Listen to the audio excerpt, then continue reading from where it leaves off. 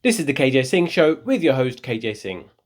Keir Starmer, the leader of the opposition and the leader of the Labour Party, soon to become the next Prime Minister. This is by all accounts of polling. It's very clear. He's at least 20 points ahead. And it looks like there's going to be an increase of 200 seats upon the ending of the polls on July the 4th, when the general election is happening. And now, Keir Starmer isn't going to win by his own merit.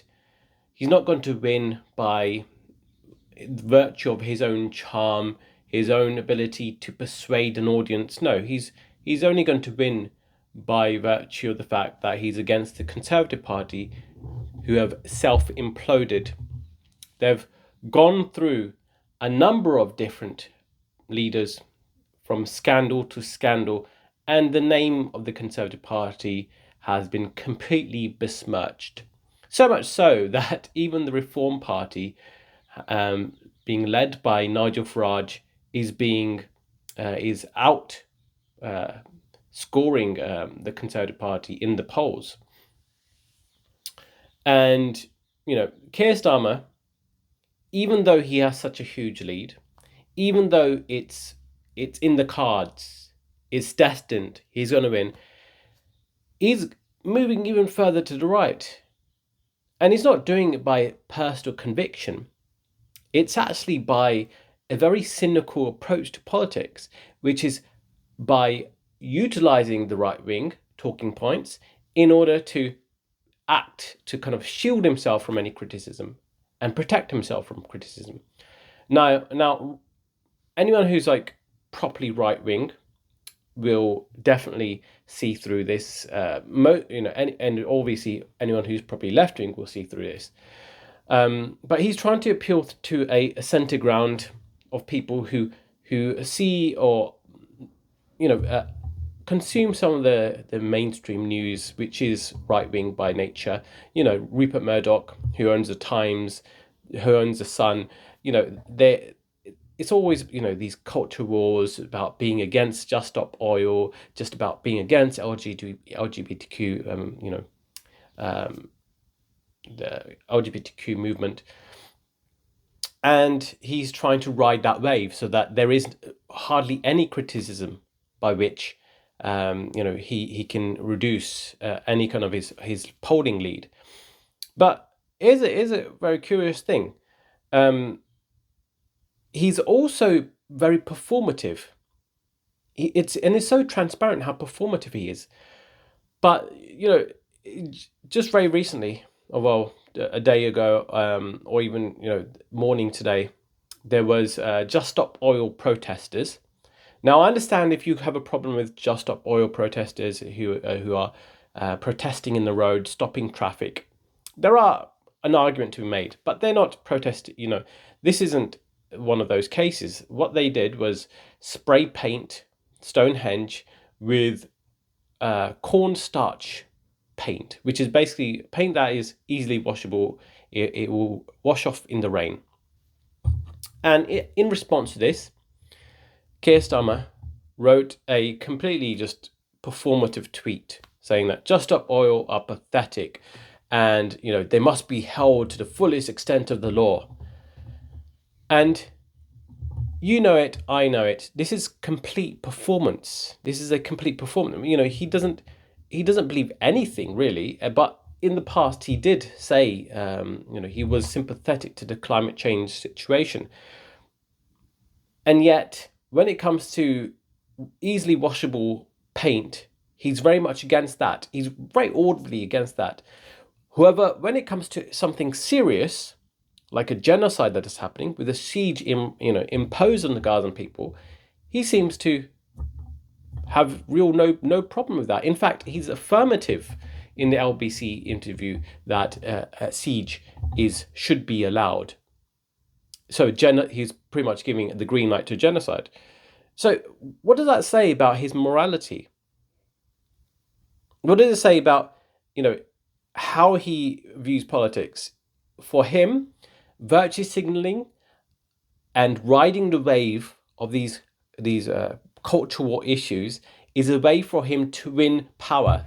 That's all he cares about. He wants to get into power, but he's not actually put forward anything that will actually improve people's lives. He's just using a cynical approach to politics whereby he's riding and taking advantage of right-wing attacks on anything that is progressive, anything that is leftist. And the same case can be said about tax, increasing taxes on the super rich. He doesn't want to do that because he knows that the super rich own the media, and therefore it will just be a negative.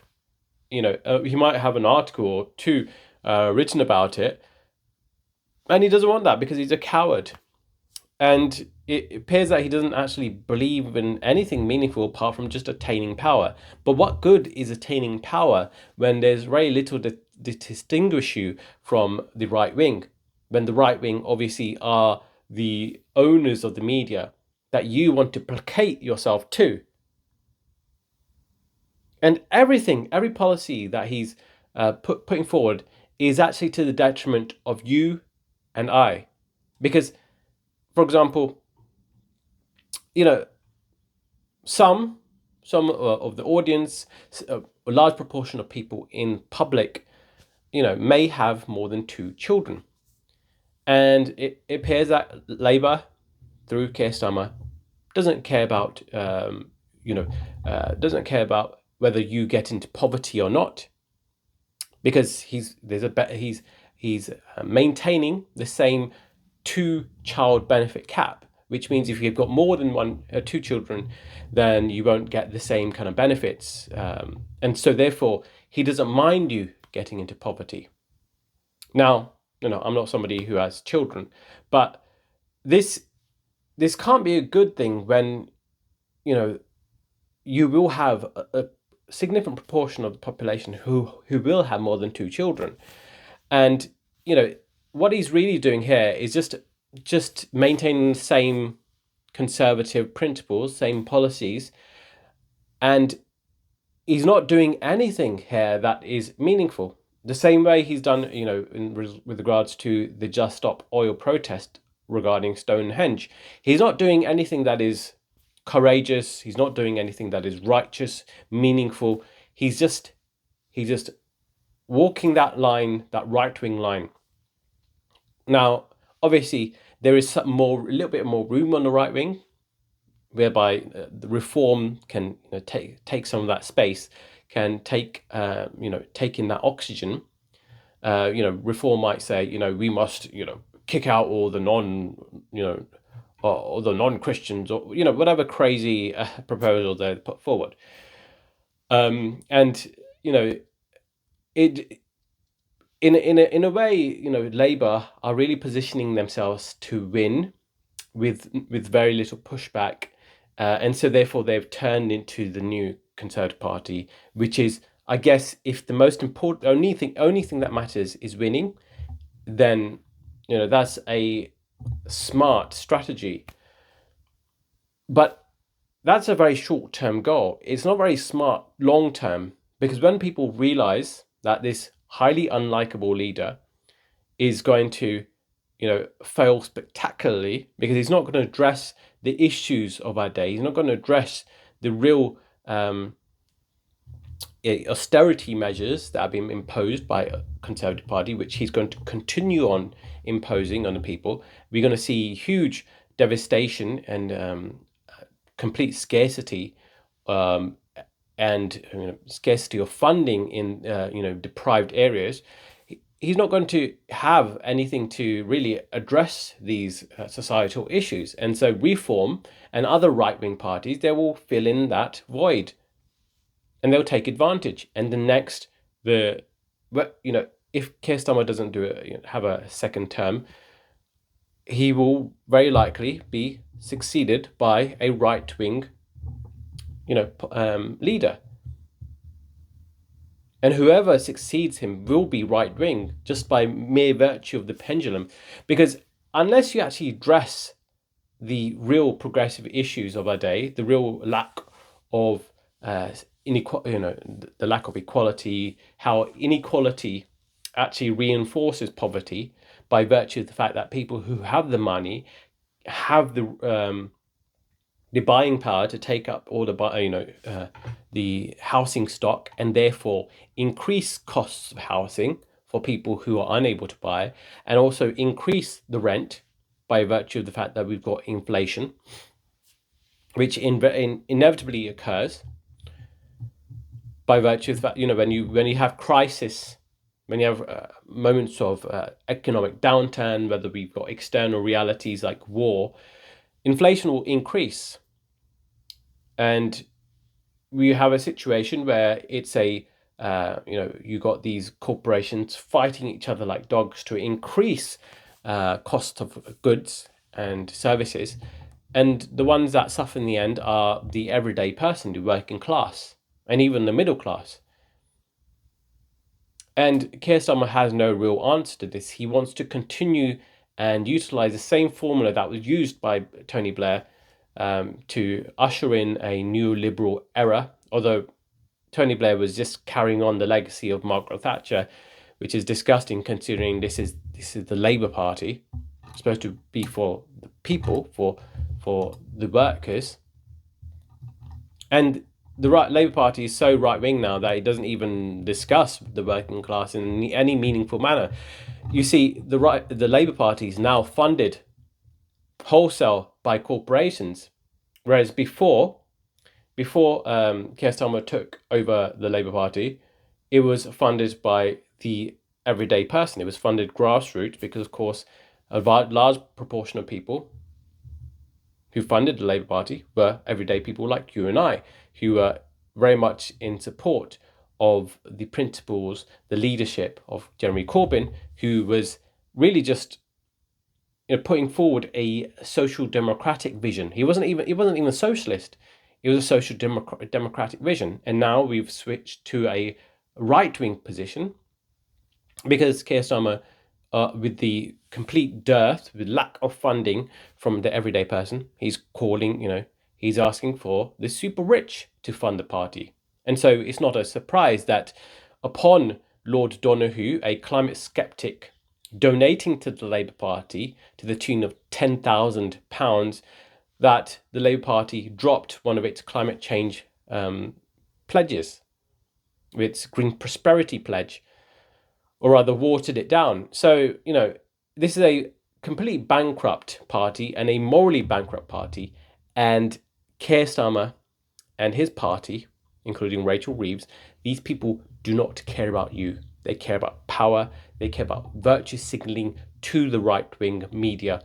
And they would rather see you suffer, see the left wing suffer, see progressives suffer, and see Gazans suffer, than to ever disappoint their own funders, like the people who funding their party, people who will ensure that there's very little of a negative word to be said about them in the media.